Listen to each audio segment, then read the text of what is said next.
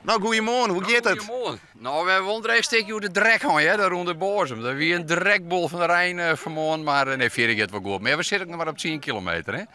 We zijn er nog lang net.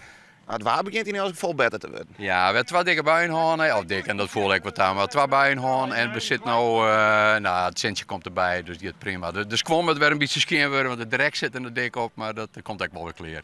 Ja, we zullen eens even naar de fiets, want inderdaad, ja, ik zie een aardige smarrig schoon. Het is alweer zo, de kerst op een koet nek wel zien. Dat is weer die drekbol bij Bozem, dat wie met het Rijnwetter, dus dat, ja, het is het hoor. Dus dat is, maar hier heb wel wat leuks. Ik ben blij dat toen het begin ziet, net op het eind van de route.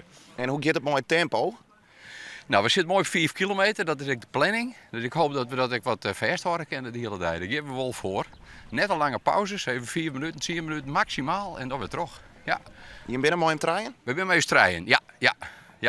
En gaat de hele ploeg hem erin? Door ben even terug, dus ik ben straks met ze weer inheljen. Dat is, ja, we geven natuurlijk even het erin, natuurlijk. Dat geven we voor.